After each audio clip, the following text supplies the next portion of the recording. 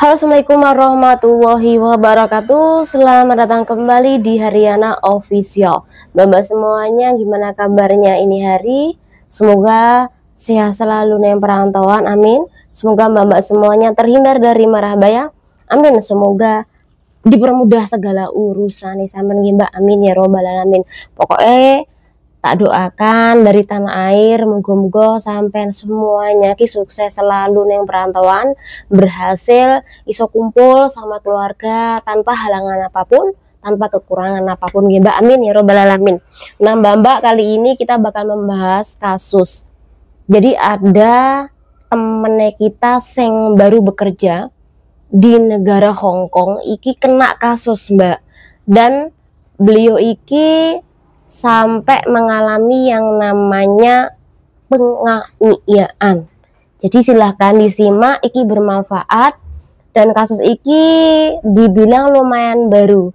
Jadi sekitaran 2 mingguan yang lalu.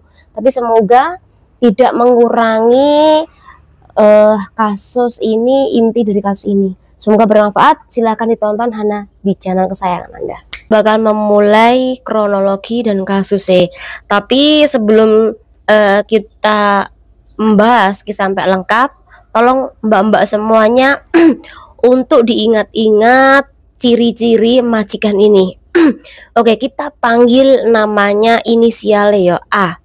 Jadi Mbak A iki kerja di Hong Kong iki selama 10 bulan mbak. Dia jaga majikan 2 dan dua-duanya iki perempuan. Jadi usianya 45-an mbak. Jadi perawan tua.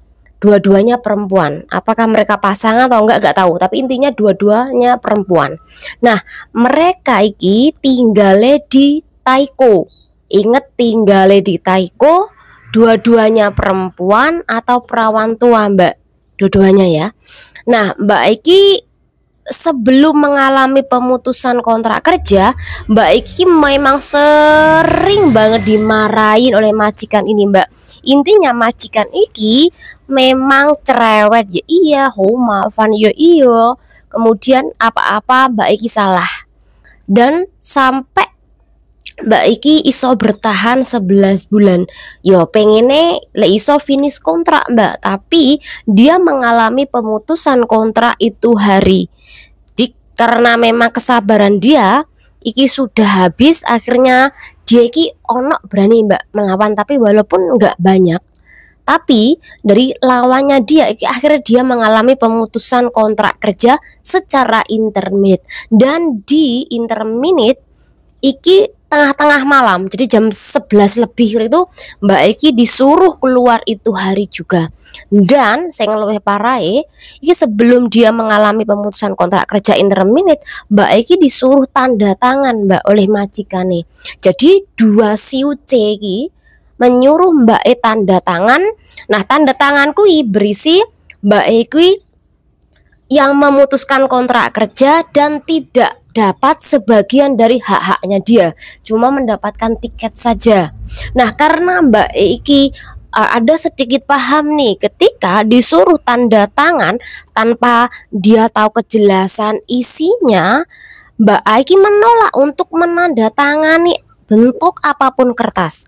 Jadi karena dia melakukan penolakan tanda tangan, alhasil ketika dihadapkan oleh dua perempuan tua tadi, perawan tua tadi, alhasil Mbak Eki mengalami yang namanya penganiayaan. Situasinya ya antara si Mbak A sama dua majikannya perawan tua tadi itu kan saling berhadapan mbak. Yang satu iki menuju muka si Mbak A untuk melakukan cimeng, levaiti cimeng. Wah, si Mbak A tetap bersikukuh tidak mau cimeng.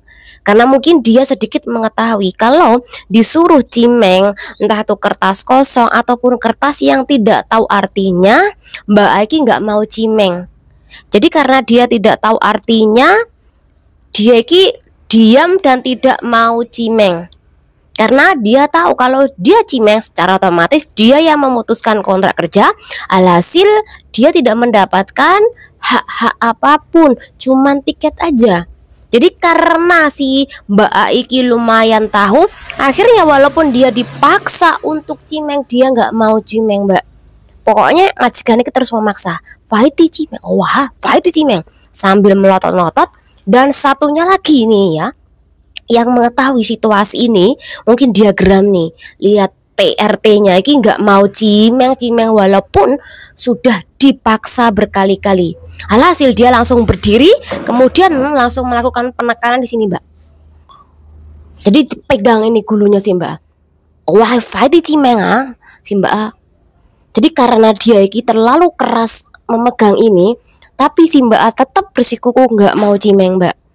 Jadi karena adanya gaduh di situ dan kemudian si Mbak A langsung dikeluarkan, iki Sapam itu mendengar kegaduhan itu. Mungkin Sapam itu lagi patroli jam 11 itu Mbak. Ketika lagi patroli mendengar kegaduhan itu, alhasil Sapam itu mengetahui kegaduhan itu dan melihat si PRT si Mbak Aiki diusir oleh majikan dengan barang yang begitu banyak Mbak.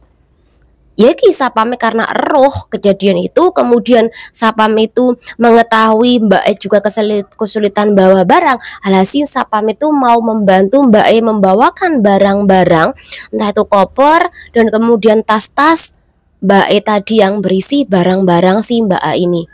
Akhirnya Papa membantu membawakan tasnya, bahkan sampai membantu mencarikan taksi Mbak.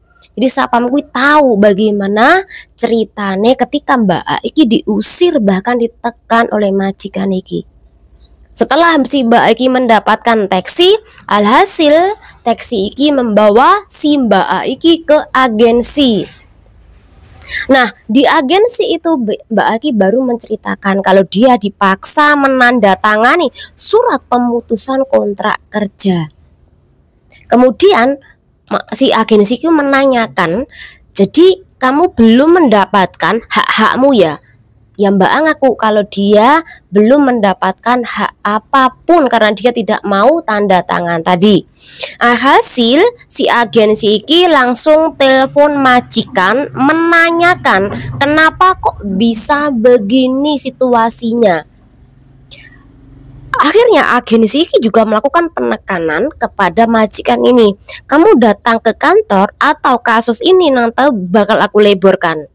Alhasil karena takut diancam oleh agensi, akhirnya majikan ini datang Mbak memenuhi semua kewajiban dia. Jadi uang interminitan, kemudian uang 1 bulan dia gaji bekerja, kemudian cuti tahunan, kemudian tiket, semua beres. Bahkan uang perjalanan 100 itu juga diberikan kepada si PRT yang di interminit tadi.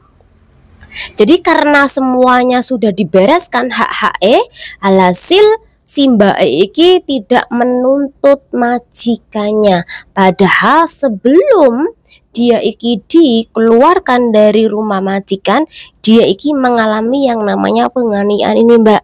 Iki sampai ada bekasnya karena terlalu ditekan oleh majikan ini. Jadi Mbak E memilih damai daripada ribet. Memang sih kalau Anda iki menuntut memang ribet. Ribetnya apa? Anda harus menunggu sampai persidangan selesai baru sampean bisa mencari majikan yang baru. Jadi sampean sidangi nunggu 3 bulan, 4 bulan, setengah tahun, baru setelah itu sampean boleh mencari majikan kembali setelah kasusnya Anda clear. Jadi Mbak Ekui selain karena ribet nuntut, dia juga takut Mbak, takut kalau dia nanti kalah karena mungkin di situ dia tidak memiliki bukti video, mungkin CCTV-nya juga tidak ada. Itu kan hanya 3 orang, 2 orang kui malah mendukung majikan, satunya lagi tadi. Jadi secara otomatis dia takut kalau dia nuntut dia tidak menang malah kalah, malah dia nanti yang dideportasi dari negara Hong Kong karena dianggap telah membuat kejelekan majikannya dia sendiri. Jadi akhirnya si agensi iki membantu, kemudian mbaknya iki memang sejak awal dia memiliki niat untuk bekerja di negara Hong Kong, hasil dia tetap mencari majikan, dan kemudian saat ini beliau lagi nunggu proses majikan baru. Jadi Mbak Iki udah nunggu visa di Makau kan kawan. Entah Mbak Iki trauma atau enggaknya, tapi sekali lagi dengan adanya kasus seperti ini kita banyak belajar kan kawan. Kalau seandainya majikan Anda sampai melakukan hal penganiayaan seperti ini, memang yang Anda lakukan adalah melarikan diri, minta bantuan sapam, atau Anda bisa menelpon KJRI Hong Kong, atau Anda bisa melakukan telepon polisi. Dan sekali lagi ingat, iki majikan tempat tinggalnya di Taiko, dan di rumah majikan itu hanya ada 2 perawan tua, umurnya 45 ke atas, 35 ke atas. Intinya adalah dia perawan tua, 2 perempuan, tinggali di Taiko. Jadi ingat-ingat Mbak, kalau sampai nanti sampai dapat majikan ini dengan ciri khas seperti ini, tolong untuk lebih berhati-hati, karena biasanya iki orang-orang yang sewena-wena dengan sampean melakukan hal yang kasar terhadap PRT-nya, karena dia tahu nih PRT yang baru datang dari Indo kui rata-rata bodoh. Jadi mereka tuh mikirnya PRT dari Indo kui rata-rata bodoh. Jadi ketika dia ngambil itu banyak keuntungan, bisa dibodohin, bahkan bisa dipekerjakan sesuka mereka tanpa ada perlawanan. Jadi semoga dengan kasus ini nggak ada cerita-cerita lagi seperti ini. Nah, kalau sampai ada yang mengalami, sekali lagi tolong untuk lapor ke agensi Anda. Kalau agensi Anda tidak merespon, maka yang penting bagi sampean memiliki teman yang bisa membantu 24 jam, atau sampean bisa melaporkan perkara ini ke organisasi. Bagi adik-adik semuanya, silahkan cek nih di Google organisasi Hong Kong. Di situ pasti akan banyak sekali muncul-muncul organisasi. Sampai 7 Mbak nomor mereka. Kalau terjadi apa-apa sama sampean di tempat majikan, sampean sudah bisa melakukan panggilan kepada mereka-mereka yang bisa membantu sampean. Kalau perlu nggak hanya nomor 1, tapi simpen nomor 2 sampai 3 Mbak. Jadi sampean bisa menghubungi mereka jika darurat. Ini penting banget. Dan jangan pernah takut, karena apa? Mereka memiliki shelter yang bisa menampung sampean, yang bisa mengarahkan sampean sampai kasus sampean selesai. Asal sampean benar, dan sampean harus ngikut apa kata mereka. Karena ketika sampean benar kasusnya, kemudian kasusnya sampean berat, sampean dibantu untuk menuntut majikan sampai tuntas, ada shelter sampai hak-hak sampean kui diberi.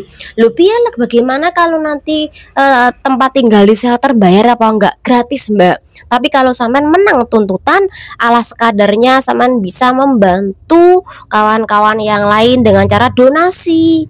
Contoh, sampai menang berapa puluh ribu, sampai bisa donasi 1.000 2.000 untuk keperluan kawan-kawan di shelter. Semoga bermanfaat, jangan sampai ada kasus yang sama seperti ini. Intinya kalau majikan memaksa sampai untuk menandatangani kertas kosong yang sampai tidak paham, jangan tanda tangan. Karena dari tanda tangan sampai itu bisa dibuat pernyataan apapun oleh majikan Anda. Semoga bermanfaat. Wassalamualaikum warahmatullahi wabarakatuh.